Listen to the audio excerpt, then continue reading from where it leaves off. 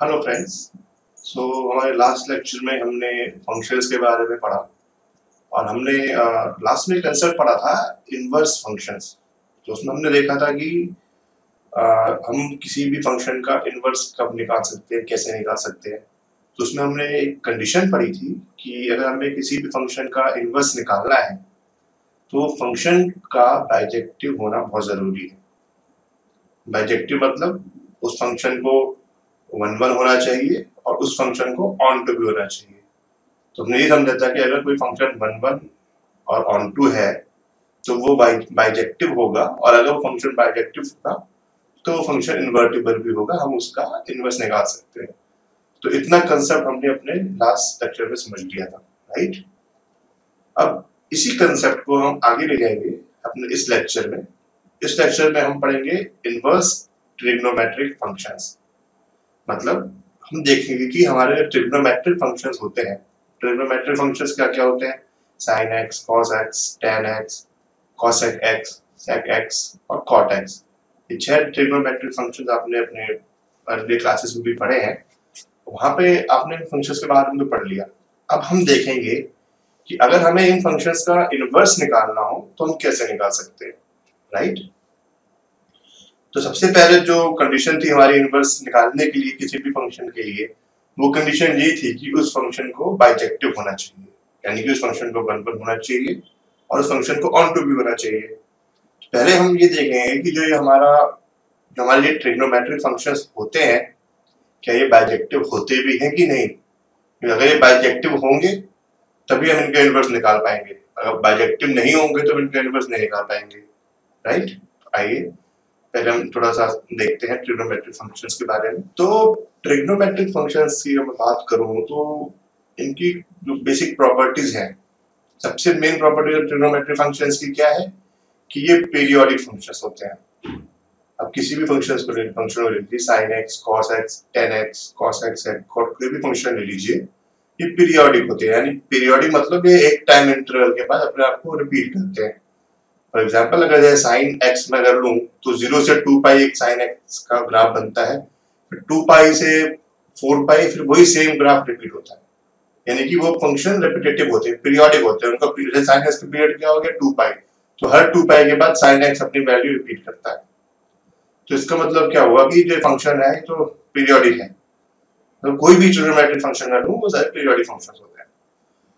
तो क्योंकि ये पीरियोडिक फंक्शंस हैं तो इसका मतलब तो ये हुआ कि 0 से 2 पाई के बीच sin x की कुछ वैल्यूज आ रही हैं। जब मैं फिर वही आगे जब मैं 2 पाई से 4 पाई के बीच जब देखूंगा तो sin x की वही वैल्यूज फिर से रिपीट होंगे। इसका मतलब क्या हुआ कि इसका मतलब तो ये हुआ कि डिफरेंट वैल्यूज पे जो sin x की जो वैल्यू आ रही है, x की डिफरेंट वैल्यूज के लिए जो sin x की वैल्यू आ रही है वो रिपीट हो रही है। यानी कि for different values have same image. जो हमने फंक्शन से बात की थी कि जो हमारा डोमेन होता है उसमें हमारी प्री इमेजेस होती है और हमारी कोडोमेन में हमारी इमेज होती है। तो हमने क्या देखा कि साइन एक्स के केस में क्या होता है कि डिफरेंट वैल्यूज पे साइन एक्स की सेम वैल्यूज आती है। तो इसका मतलब है ऑन टू तो 1 तो हुआ ही नहीं। अगर ये 1 नहीं हुआ तो फिर इसका मतलब ये तो फिर हमारा बाइजेक्टिव भी नहीं हुआ। सेम कंडीशन अप्लाई होती है साइन एक्स में भी, कॉस एक्स में भी, और हर ट्रिग्नोमेट्रिक फंक्शन में सेम कंडीशन अप्लाई होती है। तो अगर ये बाइजेक्टिव नहीं है तो फिर हम इसका इनवर्स निकाल कैसे रहे हैं? इसका मतलब तो ये हमारे पूरा चैप्टर ही वेस्ट है, हमारा चैप्टर ही पूरा इनवर्स ट्रिग्नोमेट्रिक फंक्शंस पे है। तो फिर कुछ कंफ्यूजन आएगी। हाँ, तो एक्चुअली कंफ्यूजन क्या है वो मैं आपको एक एग्जांपल आगे दूंगा तो वो बताऊंगा कि हम किस कंफ्यूजन की बात कर रहे हैं। मैं भी आपसे क्या डिस्कस कर रहा हूँ, हो सकता है भी आपको वो चीज समझ नहीं आई है, वो तो मैंने कोशिश कर रहा हूँ। आगे जब मैं ग्राफ से वो चीज आपको समझाऊंगा तो आपको क्लैरिटी हो जाएगी।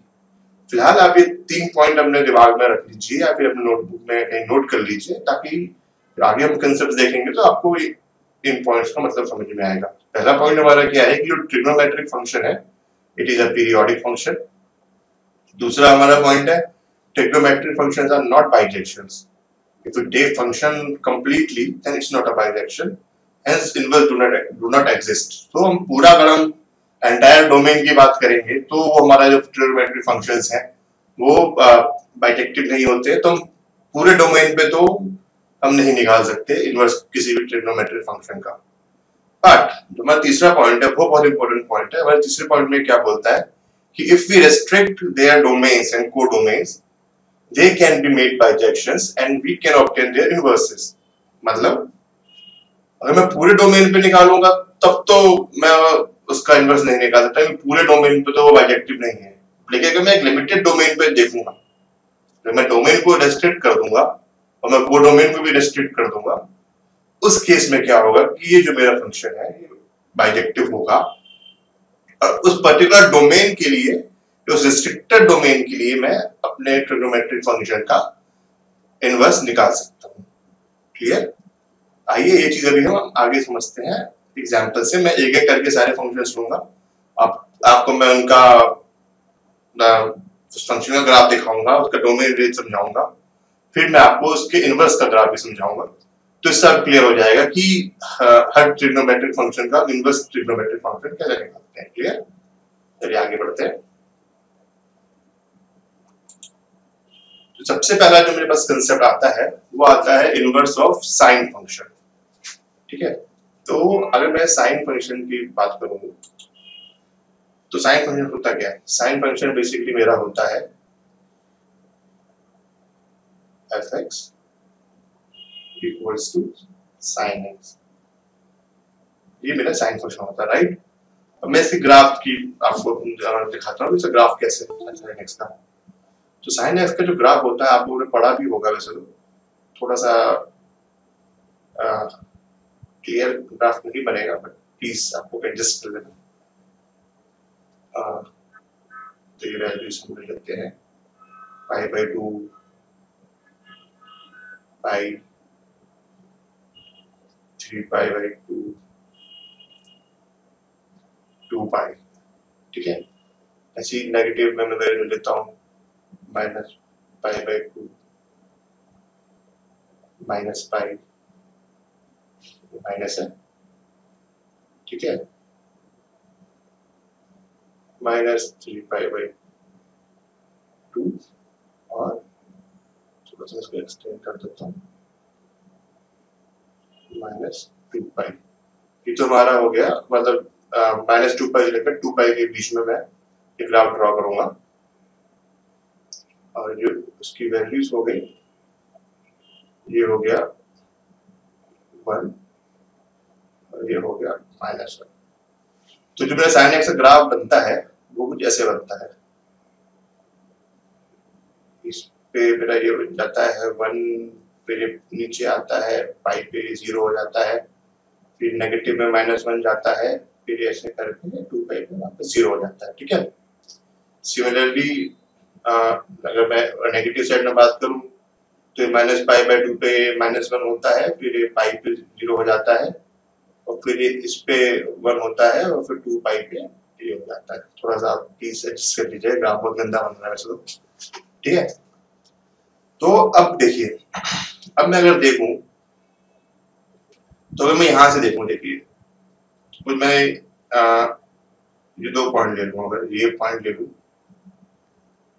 ये पॉइंट ले लूं और एक ये पॉइंट ले लूं, तो देखेंगे कि इन दोनों पॉइंट पे ये यहाँ पे कुछ x की सेम वैल्यू आ रही है, यानी कि साइन x की सेम वैल्यू आ रही है, यानी कि x जब मेरा ये है तो भी साइन x की वैल्यू आ रही है और जब मेरा x यहाँ पे है तो भी साइन x की वही वैल्यू आ रही है। क्लियर? तो इसका क्या मतलब होगा कि इसकी भी इमेज ये है और इसकी भी इमेज ये है। ऐसे आप ऐसे हमारे पास इनफिनाइट नंबर ऑफ पॉइंट्स मिल जाएंगे जहाँ पे डिफरेंट प्री इमेजेस की सेम इमेज आ रही है। तो इसका मतलब क्या हुआ भाई, ये तो हमारा फंक्शन फिर हमारा मन तो हुआ ही नहीं। तो अब ये मैं कैसे बोलूं कि भाई ये इसका मैं इनवर्स निकालूं, मुझे तो निकालना है इसका इनवर्स। तो इनवर्स निकालने के लिए मैं क्या करता हूँ, इनवर्स निकालने के लिए अगर मैं अपने जो मेरा डोमेन है उसको रेस्ट्रिक्ट कर दूं, मैं अपने डोमेन को -π/2 से π/2 तक ले लूं। ठीक है, इतना आप देखिए ग्राफ, बस इतना ग्राफ देखिए, यहाँ से लेकर इतने मेरे बॉक्स के अंदर जितना ग्राफ आ रहा है, अब बस इसको देखिए खाली, बाकी आप लेफ्ट राइट छोड़ दीजिए। तो इसमें आप देखेंगे तो -π/2 से π/2 तक ये जो ग्राफ है ये 1 हो गया, यानी कि हर वैल्यू पे x की साइन x की डिफरेंट वैल्यूज आ रही है। ठीक है, तो ये जो -π/2 से π/2 में मैं इस डोमेन को रेस्ट्रिक्ट कर दूं, पहले मेरा डोमेन क्या था, ऑल रियल नंबर्स -∞ से इन्फिनिटी तक, उस केस में तो ये मेरा जो ग्राफ था ये इन्वर्टिबल नहीं था। बट अगर मैं अपने डोमेन को रेस्ट्रिक्ट कर दूं -π/2 से π/2 तक, तो ये जो मेरा ग्राफ है ये जो है ये इन्वर्टिबल हो गया, क्योंकि इसका जो डोमेन था, डोमेन है अब वो -π/2 से π/2 हो गया, तो ये 1 हो गया कि हर वैल्यू पे एक सिंगल इमेज आ रही है, और ये कोड डोमेन भी इसका -1 से 1 रेस्ट्रिक्ट कर दूं तो ये हमारा ऑन टू भी हो गया, तो ये 1 भी हो जाता है, ऑन टू हो जाता है, तो ये जो हमारा फंक्शन है ये हमारा बाइजेक्टिव हो जाता है, तो ये इन्वर्टिबल भी हो जाता है। इस चीज को अगर मैं थोड़ा सा और क्लियरली लिखूं यहाँ पे साइड में अपने, तो देखिए जो मेरा f(x = sin x) था उसका डोमेन और रेंज क्या था, f(x = sin x) का जो मेरा डोमेन और रेंज था, मेरा डोमेन था ऑल रियल नंबर्स, सॉरी इसको मैं हटा देता हूँ, f(x = sin x) का जो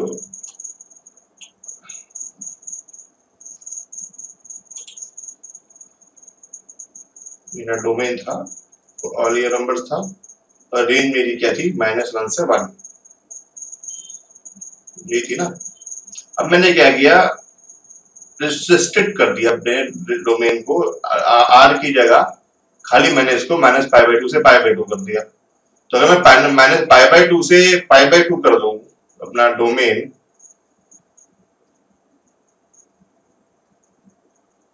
और रेंज अपनी मैं अपना मेरी -1 से 1 रखूं और मेरा कोडोमेन या फिर -1 से 1 रखूं, तो उस केस में ये जो मेरा फंक्शन है ये इन्वर्टिबल है। ठीक है, तो इस केस में मेरा फंक्शन इन्वर्टिबल है, तो मैं इसका इनवर्स निकाल सकता हूं। तो जो मेरा जो इनवर्स फंक्शन होगा, मेरा जो इनवर्स फंक्शन बनेगा f(x = sin x) का, वो हम उसको लिखेंगे f inverse x = sin inverse x। Clear, तो ये क्या जाएगा, f inverse x = sin inverse x, ये मेरा इसका इनवर्स फंक्शन बन गया f(x = sin x) का। हमने लास्ट उसमें ये भी पढ़ा था कि जब हम किसी फंक्शन का इनवर्स निकालते हैं तो हम उनके जो पहले वाले फंक्शन का डोमेन होता है वो इनवर्स फंक्शन का रेंज बन जाता है, और जो फंक्शन का रेंज होता है वो इनवर्स फंक्शन का कोडोमेन वो डोमेन बन जाता है। सेम कंसेप्ट यहाँ पे होगा। f(x = sin x) का हमने क्या देखा था कि डोमेन था ये -π/2 से π/2 और रेंज था -1 से 1। तो जब हम इसका इनवर्स कर रहे हैं, जब f = sin x का, तो अब डोमेन और रेंज उल्टा हो जाएगा, यानी कि f inverse sin inverse x का जो हमारा डोमेन हो जाएगा, इसको हम लिख देंगे, इसका जो डोमेन हो जाएगा, तो डोमेन हो जाएगा -1 से 1 और इसकी रेंज हो जाएगी -π/2 से π/2। ठीक है, ये कंसेप्ट आप प्लीज थोड़ा ध्यान से समझिएगा। पहले जो मैंने किया है, मैं आपको फिर से रिपीट करता हूँ। मैंने फंक्शन लिया f(x = sin x), ठीक है, मैंने देखा कि अगर मैं इसका ओरिजिनली जो इसका डोमेन था वो था ऑल रियल नंबर्स। ठीक है, तो मैंने देखा जब ओरिजिनल जो डोमेन था इसका ऑल रियल नंबर्स, उस पे तो ये फंक्शन मेरा मैनी 1 हो रहा है, 1 तो हो नहीं रहा है, तो ये बाइजेक्टिव है नहीं। इन्वर्स करने के लिए मुझे इसको बाइजेक्टिव करना जरूरी था, तो मैंने क्या किया, मैंने इसका डोमेन रेस्ट्रिक्ट कर दिया। तो ये जो डोमेन जो ऑल रियल नंबर था, इसको मैंने रेस्ट्रिक्ट कर दिया -π/2 से π/2। जो मैंने इसको -π/2 से पा/2 रेस्ट्रिक्ट कर दिया, तो उस पर्टिकुलर डोमेन में मैंने देखा कि ये जो मेरा फंक्शन है, ये मेरा फंक्शन इन्वर्टिबल है, क्योंकि ये फंक्शन इस डोमेन पे फंक्शन मेरा मैनी 1 ना होके 1 हो रहा है और ऑन टू भी है। तो इसका क्या मतलब है, इस पर्टिकुलर डोमेन में मेरा ये फंक्शन इन्वर्टिबल हो गया। तो मैंने तो पहले ये डिफाइन कर ली कि जो मेरा जो f(x = sin x) जो फंक्शन था, उस जो इन्वर्टिबल पार्ट था उसका डोमेन था -π/2 से π/2 और उसका रेंज था -1 से 1।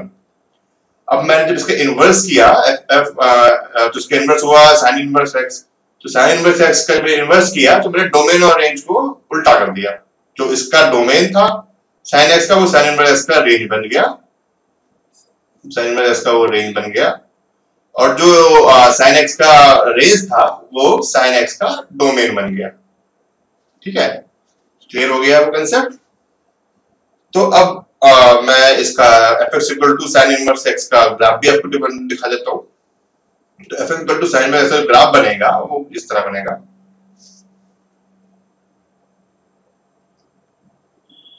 ये मेरा ग्राफ बनेगा ऐसे। तो मैंने क्या डिफाइन किया, मैंने डिफाइन किया कि इसका जो F X equal to sine inverse X है, जो फंक्शन, ये फंक्शन क्या था, F X equal to sine X. अब मैं क्या बना रहा हूं, F X equals to sine inverse X. ठीक है, फिर F inverse X equals to sine inverse X लिख सकते हैं इसको। तो इसका जब मैंने बताया था कि अब साइन इनवर्स एक्स का जो मेरा डोमेन है वो क्या है, -1 से 1। तो यहाँ पे मैं लिख सकता हूँ -1 से 1, तो मेरा डोमेन हो गया। और मेरा रेंज क्या है -π/2 से π/2। तो मैं यहाँ को मार्क कर लेता हूँ, π/2 से -π/2। ठीक है, तो अब मेरे को अब जो इसका इन्वर्स करना है, तो मैं उसका इन्वर्स ग्राफ बनेगा वो कुछ इस तरह बन जाएगा। तो -1 पे वैल्यू हो जाएगी हमारे फंक्शन की -π/2, और 1 पे हमारे फंक्शन की वैल्यू हो जाएगी π/2। इसके बीच में जो हमारा ड्रॉ होगा ग्राफ, वो कुछ इस तरह से होगा, इस तरीके से मेरा ग्राफ ड्रॉ हो गया। ठीक है, तो अगर आप थोड़ा ध्यान से देखेंगे ना, तो थोड़ा क्लियर बना नहीं है ये ग्राफ एक्चुअली, बट एक्चुअली ध्यान से देखेंगे तो ये जो इनवर्स फंक्शन का ग्राफ होता है वो ओरिजिनल फंक्शन का मिरर इमेज होता है। y इक्वल टू एक्स अगर मैं एक लाइन खींच दूं तो उसका मिरर इमेज होता है। अगर मैं यहाँ पे, ये मेरा ओरिजिनल फंक्शन था, ये ऐसे, ये जो मेरा फंक्शन था, और मैं एक लाइन खींच दूं y equal to X, line ऐसे होती है इस तरीके से। तो इस लाइन को मान लो कि आप एक मिरर रखा है। ठीक है, तो अगर एक मिरर रखा है, तो ये जो मेरा ग्राफ है, ये जो ग्राफ है, इसकी इस मिरर में जो इमेज बनेगी ना, वो एक्चुअली इनवर्स फंक्शन बनता है। तो inverse of function is always a mirror image of that function on the axis, on the line y equal to x। तो एक तरीके से आप थोड़ा क्लियरली इस ग्राफ को और हम देखेंगे तो आपको समझ में आ जाएगा कि ये जो ग्राफ है मेरा साइन इनवर्स x, ये साइन x का मिरर इमेज है y equal to x line के अक्रॉस।